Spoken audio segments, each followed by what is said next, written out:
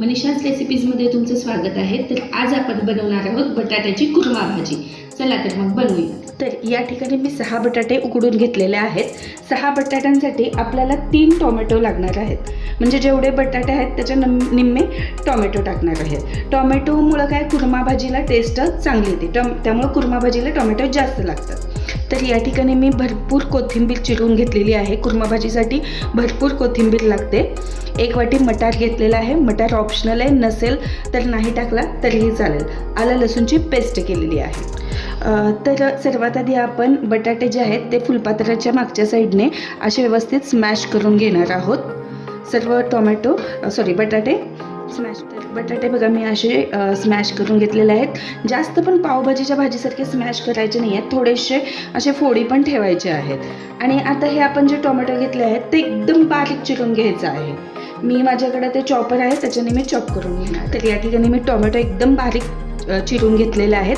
आता आपण भाजीला फोडणी देऊयात। तर या ठिकाणी मी कढई गरम करायला ठेवली आहे। यामध्ये आपण टाकणार आहोत 3 पळी तेल।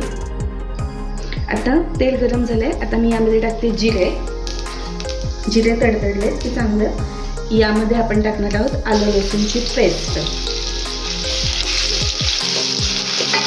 गॅस बारीकच ठेवायचा आहे, नाहीतर आलं लसूणची पेस्ट करपून जाईल।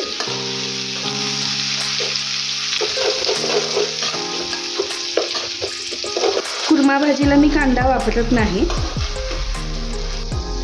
टोमॅटो आपल्याला चांगला शिजवून घ्यायचा आहे।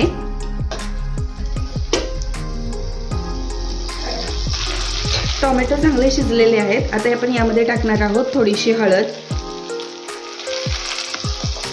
लाल तिखट चवीनुसार, गरम मसाला, धने पावडर। सर्व मसाले परतून झालेत। आता आपण यामध्ये मटार टाकून घेऊयात।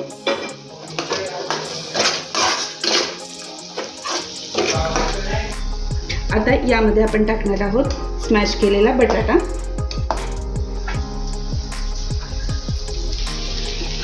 बटाटा व्यवस्थित परतून घ्यायचा आहे।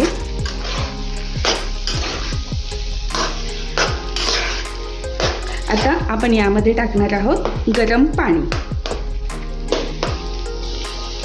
गरजेनुसार पाणी टाकायचं आहे। कुर्मा भाजी घट्टच असते थोडीशी। आता यामध्ये आपण टाकणार आहोत चवीनुसार मीठ। हे बघा, तुम्ही बघू शकता भाजी कशी झालेली आहे। आणखीन थोड्या वेळाने ही भाजी घट्ट होते, त्यामुळे थोडंसं आणखीन पाणी टाकलं तरीही चालेल।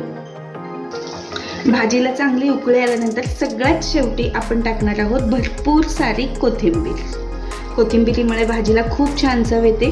तुम्ही अशी भाजी करून बघा, खूप छान लागते टेस्टला। ही भाजी तुम्ही पुरीसोबत चपातीसोबत खाऊ शकता। आणि मला कमेंट्समध्ये नक्की सांगा ही भाजी कशी वाटली तुम्हाला। अगदी सोपी आणि झटपट होणारी रेसिपी आहे। तर तुम्हाला माझी रेसिपी कशी वाटली हे नक्की मला कमेंट्समध्ये सांगा। आणि मनीषाज रेसिपीला सबस्क्राईब करा। थँक्यू।